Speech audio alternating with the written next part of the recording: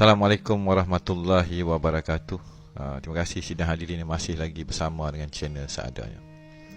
Pada sidang pada petang ni kan, Illuminati versus Melayu, End of Days, babak pertama. Jadi Illuminati ni macam-macam boleh cerita lah kan. Freemason lah kan, geng Dajjal lah, puasa belakang tabir yang telah memerintah dunia buat kita masa detik, ketika dan masa ni kan. Tu dia mata satu kan, berbagai persepsi. Jadi pada hari ini kita akan melihat daripada sudut yang agak berbeza, kenapa pertembungan ini akan berlaku dan di manakah kedudukan orang-orang yang dikatakan Melayu di akhir zaman dihadapkan dengan ketumbukan yang dikatakan Illuminati atau mata satu atau Dajjal itu sendiri. Jadi dalam kita nak mulakan perbincangan mata satu ni ke kumpulan depa ni lagu mana, kita berbaliklah kepada salah satu teras kepada institusi depa, iaitu kitab Injil. Tapi kitab Injil yang dipegang dan telah diolah menjadi suatu bentuk kepercayaan dan keyakinan berdasarkan definisi yang baru. Lantas tonggak kepada pembuka kepada kitab ketuhanan aliran Samawi atau Injil ataupun Taurat Zabur tu, termasuk kitab Hebrew, yang dijadikan teras kepada pergerakan kumpulan ini. Dia hanya akan berteras kepada Aaron. Harun kah jadi Harun? Bunyi Harun dan Aaron ini hampir sama. Tetapi saya pada petang ini membuka satu cerita lain, iaitu Aruh. Nama dia yang sebenar di sebalik satu tema adalah Ar-Ruh, mana Harun yang duduk bersebelahan dan berdiri bersama dengan Musa ketika dihadapkan dengan Fir'aun atau yang dikatakan raja ataupun kekuatan kehitaman itu tadi, dia mengenali ruhnya tadi.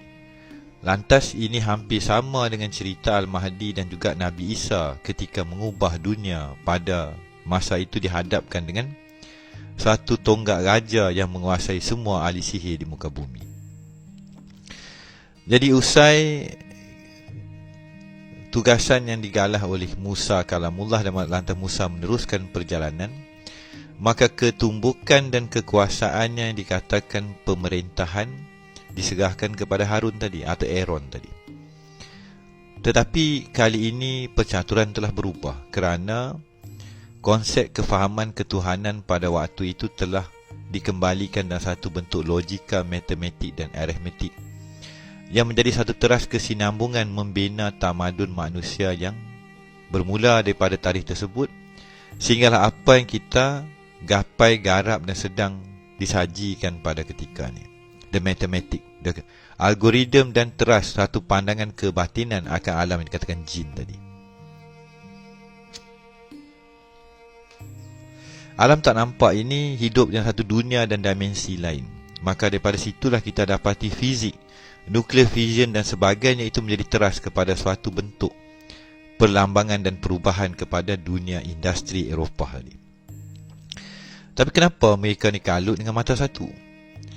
Daripada satu segi, andai kita melihat pada pertembungan Melayu berhadapan dengan akhir zaman geng ni, kalau itulah takdir dia, kalau kita katakan mata itu adalah mata tauhid, mata kesatuan, penglihatan semua itu dikembalikan kepada yang mata satu, penglihatan yang satu, tapi tidak boleh digambarkan kesatuan pandangan.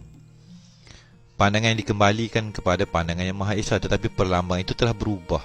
Ada sesuatu yang telah duduk di antara ketuhanan dan kekuatan yang mereka dapat dan mereka gapai itu. Maka kita mulakan di dalam melihat akan teras dan kekuatannya kerohanian dan kejiwaan satu kosmologi yang dikatakan Freemasonry tadi ataupun Illuminati tadi. Jadi question and answer with pertinent relating to biblical word, phrases, character, event and places associated with the ritual and teaching of Freemasonry. Maksudnya soalan dan jawapan yang berkaitan dengan kitab Injil atau Taurat Zabur itu punya sejarah, akan karakter, tempat dan kedudukan di dalam, adat istiadat dan juga pengajian di dalam gelanggang Freemason. Jadi mereka punya kekuatan ni, kalau kita tengok root of the cause, mereka akan merujuk kepada Aaron, Arung, Harun, Arroh. Roh tadi, Ra tadi. Bahasa awam lain, bahasa jiwa lain. Mana enlighten, manusia atau insan yang bernama Harun dan Aaron di dalam sejarah Hebrew itu diangkat menjadi tonggak kepada aliran ataupun sanad Freemason. Jadi dia ni siapa dia? Itu abang dan juga pembantu kepada Musa kalamullah. Dia kat situ dia kata the first high priest, maksud dia ketua kepada aliran Freemason ni. Dan juga dia menubuhkan yang dikatakan suatu kumpulan padri ataupun penguasa atau mereka yang mengenal, dikongsikan ilmu dia, yang dikatakan Aaronic priesthood. Padri Aaronic, Aruh tadi, Aruh Arun. Jadi bahasa ni dia penting dalam kita nak dekod dan menyelesaikan kemelut yang sedang melanda muka bumi kita. Jadi Harun ini juga dia memegang tongkatnya kepada Nabi Musa tadi. Tu nombor 2 dia Aaron Rod. Dia panggil konduktor.